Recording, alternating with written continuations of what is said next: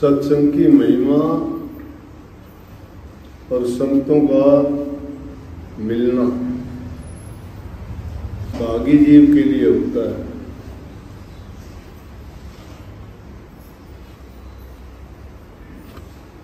चाहे पहले के जीवन में हमने कितने भी बुरे पाप कर्म क्यों न किए हों, लेकिन संतों के संग में जाके उनकी आज्ञा का पालन करते हुए उनकी दी हुई उपदेश और शिक्षा को मान के अगर अपने जीवन में ढाल लेते हैं तो सब सफल हो जाता है। ये तो मैंने इसकी बात बताई, राजपूत जाति से था, अच्छा घर था खानदानी, लेकिन संसारी लोगों की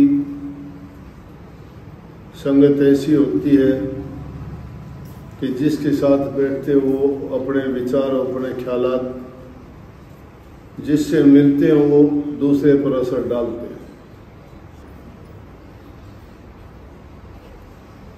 जैसा आदमी होगा जहां कहीं जाएगा अपने जैसे ढूंढ लेगा।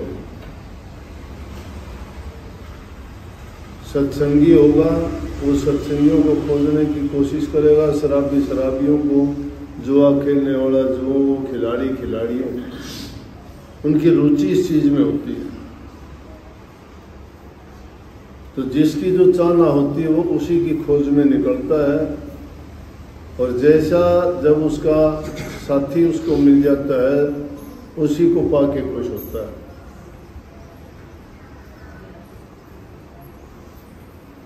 परंतु कई बार ये होता है कि पिछले जन्म के अच्छे किए हुए कर्म हमें संतों के संग में शरण में ले जाते हैं।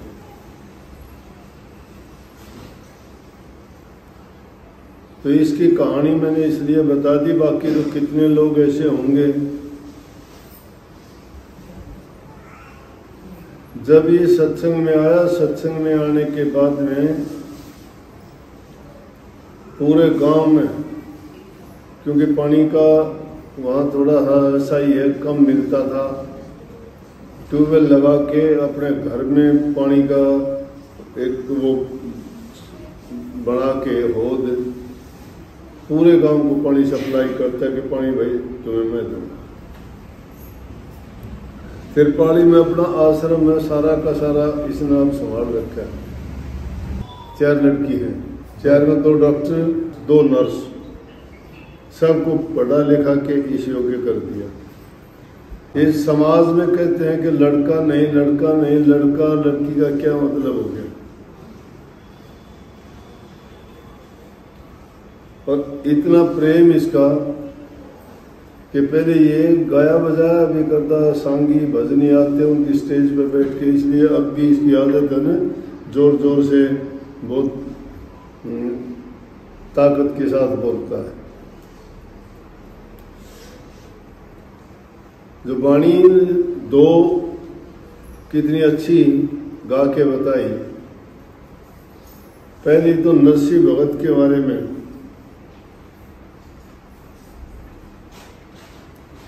और दूसरी कर्मा बाई जो भगतनी हुई राजस्थान में।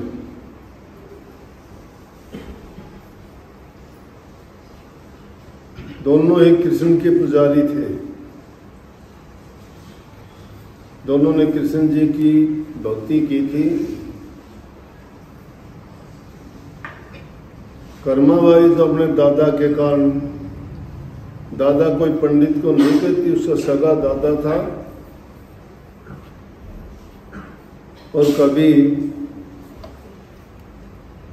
तो गए थे वहाँ जहाँ अपना हिंदू मंदिर है जगन्नाथपुरी, वहाँ सिर्फ हिंदू जा सके। तो उसका दादा कभी पुराने जमाने में जगन्नाथपुरी में गया था, कृष्ण भगत था, और वहां से कृष्ण जी की मूर्ति ले आया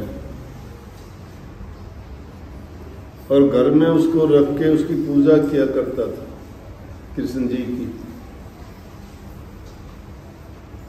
एक बार उसको गांव जाना पड़ गया। अब कर्माबाई उनकी पोती थी, वो रोजाना देखती कि दादा पूजा करता है, वो भी पास बैठती थी। इंसान जैसे आदमी के पास बैठता है वैसा ही रंग चढ़ जाता है। इसीलिए कहिए संतों का संग करो, सत्संग में जाओ। संतों का संग सत्य का संग होता है, सच्चाई का।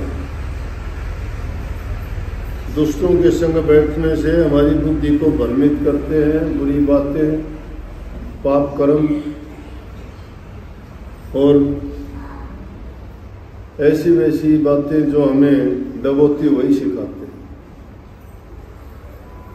नेक इंसान के पास जाओगे, नेक विचार, सच्ची बात, प्रभु की भक्ति, दान पुण्य, अच्छे काम करने की आपको शिक्षा प्रेरणा देंगे।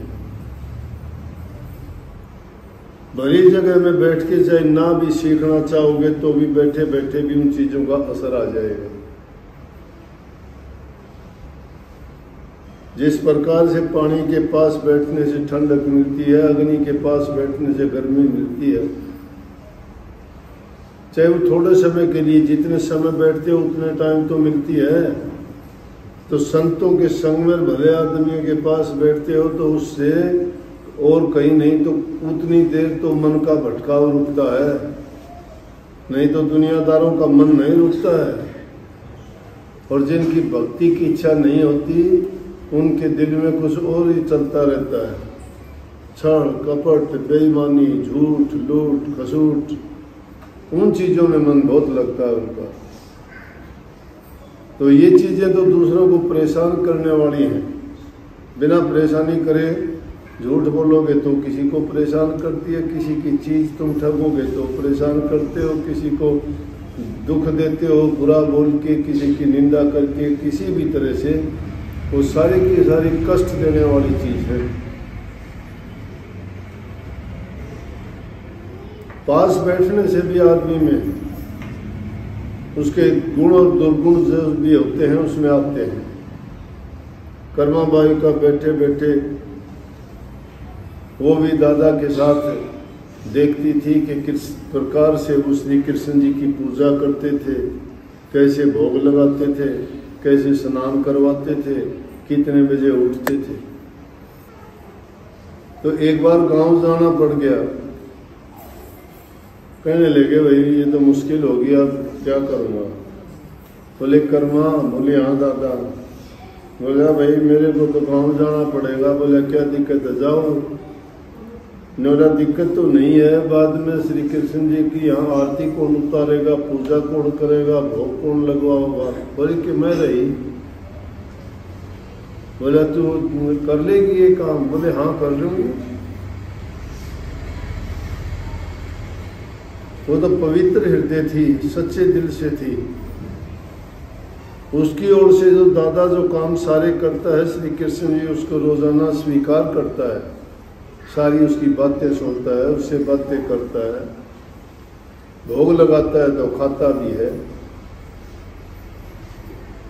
सच्चा प्रेम, अटूट भक्ति, दिल में कोई धोकड़ चुकड़, हेरा फेरी नहीं, चतुराई नहीं, छल कपट, बेईमानी नहीं, एकदम साफ और पवित्र। वो चले गए, अगले ही दिन उसका काम शुरू हो गया। दादा की तरह से उठी, स्नान किया, श्री कृष्ण जी को स्नान करवाया, धूप बत्ती, आरती, प्रार्थना जो करते थे वो की। करने के बाद में उसके भोग लगाने का टाइम हुआ तो बोली कि अब क्या, गरीब हालत वो जमाने ऐसे थे। जाट का मतलब जाट घर से नहीं, जाट का मतलब जमींदार आदमी है, कोई भी जाति हो उसमें, जाट, हीर, गुजर, जो भी खेती हर काम करने वाले हैं उसको जाट ही कह देते हैं। छोटे मायने में ये जातियां बटी हुई हैं, इनको जाट, ये हीर है, ये गुजर है, ये राजपूत है, नहीं। लेकिन उसका घर जाट के घर में जन्म था। खिचड़ी बनाई उसने, कटोरी में घी लिया, वो उसमें रख के लेके गई, बड़ी खुश होके बड़े प्रेम से उसने खिचड़ी बनाई। बनाते बनाते भी श्री कृष्ण जी के नाम का सुमन खुश कि दादा ने अच्छा मौका दिया कि आज मैं भी श्री कृष्ण जी को भोग लगाऊंगी, उनको अच्छी तरह से सामने बैठ के आज भोजन जिमाऊंगी। और दादा आएगा जब तक तो मुझे मौका मिल ही गया। तो मैं पहले तो दूर बैठी देखती थी और अब तो आज पास बैठ के मेरी बात हुई है। वो सच्चे दिल से ये बात सोचती है क्योंकि उसका दिल पवित्र है। उसको नहीं पता झूठ क्या होता है, उसको नहीं पता हेरा फेरी चालाकी क्या होती है। जाके और बैठने के बाद में और कहती है श्री कृष्ण जी से कि ये ले भोग लगाओ, उसके बाद मैं भी कुछ खाऊंगी। क्योंकि दादाजी कहते थे कि बिना आपको भोग लगाए पहले आप जब तक नहीं ग्रहण करोगे मैं नहीं खाऊंगा। अब वो तो मूर्ति थी, लेकिन वो तो सत्य माने हुई थी उस चीज को। मूर्ति कैसे खाती? कहने लगी भाई मांझा कहना का ना, मैं अच्छी तरह खिचड़ी बना के लाई, बर्तन मैंने साफ किया अच्छी तरह से, इसमें कोई ये ना सोच कोई किसी ने हाथ लगाया हो, सिर्फ मैंने बनाई है और वो भी नहा के बनाई है। ये झूठी नहीं है किसी की भी, बर्तन भी मैंने साफ किए हैं। आप भोग लगाओगे तभी तो दूसरे लोग लेंगे इसको। आप भोग लगाओ और ये देखो घी भी साथ ले आए हूँ, कभी ये सोचता हो घी नहीं है। कौन खाए?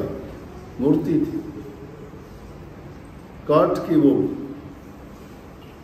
जगन्नाथपुरी से उसका दादा लेके आया था, इतने दिन की रखी हुई। कहने लगे का ना खा ले, अच्छी बात नहीं है, इतनी जिद नहीं करते, तू बच्चा नहीं है। तेरी नहीं तो मेरी सोच में भी तो भूखी हूं। आज तू दादा की याद करता है, दादा क्या पता 2 दिन की कह के गया, 1 हफ्ता लगा दिया तो फिर क्या करेगा? ऐसे नहीं रूठते खा। और जब कहती है वो उस मूर्ति के सामने बैठी, थाली भर के लाई खींचड़ो, ऊपर घी की बाट की, जिम मारा श्याम धनी दे मावे बेटी, जाट की रे कर्मा बेटी जाट की।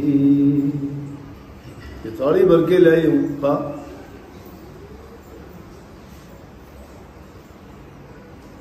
ये अच्छी खिचड़ी बनाई है, खा ले, इसको नहीं खाए।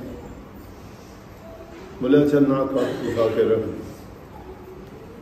मैं नहीं खाती। 1 दिन बीत गया, दूसरे दिन फिर बनाई, नहीं खाई। उस दिन भी बहुत की, तीसरे दिन फिर बनाई। बोले आज 3 दिन हो गए, तेरे लाल लाल गाल है ना, सूख जाएंगे 2 दिन में और 2-4 दिन में। कहाँ तो ये सोचता है, इतनी जिद, इतना हठ मैंने देखा नहीं, इतना हठी कोई। बच्चे भी इतना हठ नहीं करते, तो इतना हठ करता है। शायद कोई नहीं बोला मेरी गलती होगी। ले अगर मेरे से शर्म करता है तो मैं बाहर चली जाती हूँ। मंदिर के दरवाजे बंद करती है, बाहर आ जाती है, फिर खोलती है, जाके देखती है थाली यूं क्यों भरी रखी है। फिर समझाती है मांझा आलूली ये नहीं, ये कदे यूं सोचता हो कि मैं कि शौक में ऐसा करती हूँ। जब कहती है बार बार मंदरिया न चढ़ती, बार बार मैं खोलती, कैया कोनी जे मुसावराम करड़ी करड़ी बोल।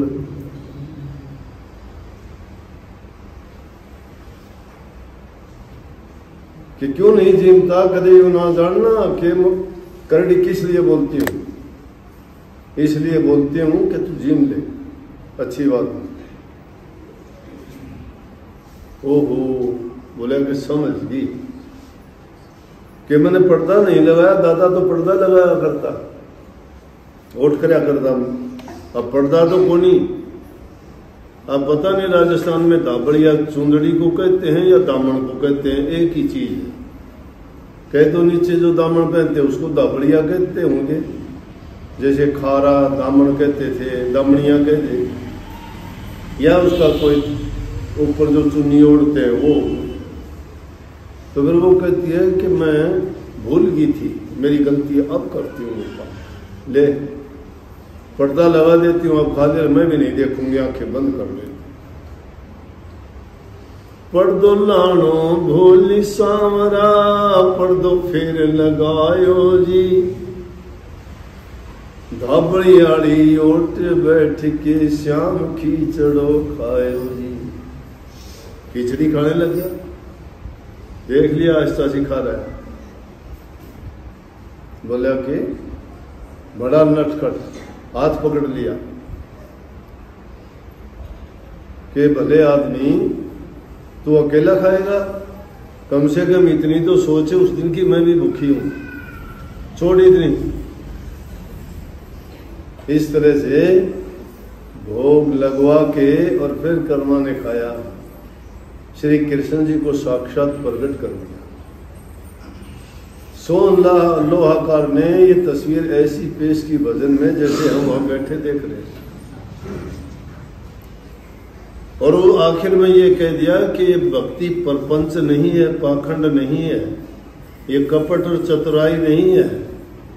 भक्ति सच्चे दिल से सच्ची प्रीत जिसकी होती है, जैसे इसके आंसू ढड़क रहे थे, ये प्रीत का परिणाम था। जिन लोगों के प्रीत नहीं होती वो भक्ति नहीं कर सकते। भक्ति निश्चल होती है, निष्कपट होती है, निष्कपट, कपट नहीं होता उसमें किसी प्रकार का, जैसे सारी बात कितनी खोल के कह दी। कोई नहीं अपने इष्ट से प्रभु से कोई कहता, आप भी कहोगे ऐसा नहीं कहते, लेकिन उसको रोका किसी ने नहीं, वो दिल की बात उसके सामने सही कह रही है, सब की सब निष्कपट है, निश्चल है वो, उसमें कोई चतुराई नहीं है।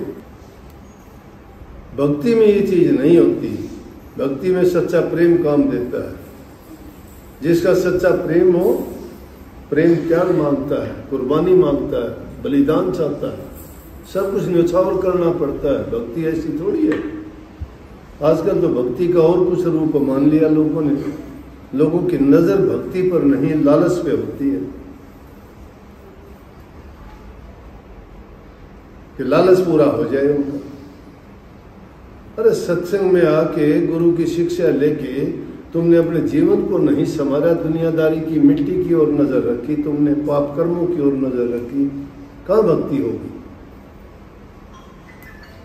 इसलिए आखिरी लाइन में सोमनाथ ने कितनी स्पष्ट बात कही, भक्ति हो तो कर्मा जैसी, सांवरियो घर आवे लो, सोहन लोहाकार थारो, हर्ष हर्ष गुण गावे लो।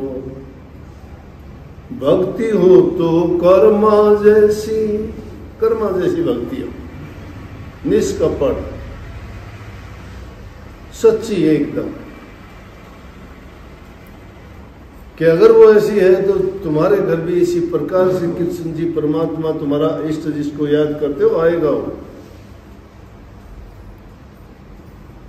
साची प्रीत होवे प्रभु से तो मूर्ति बोले काठ की, जिम मारा श्याम धनी जिमावे बेटी जाट की रे, कर्म बेटी जाट की। थाली भर के लाई खींचड़ो, ऊपर घी की बाट की, जिम मारा श्याम धनी जिमावे बेटी जाट की रे, कर्म बेटी जाट की। ये थी भक्ति है। वह कर्मा बाई थी और कर्मों पायो। सबको बहुत बहुत आशीर्वाद।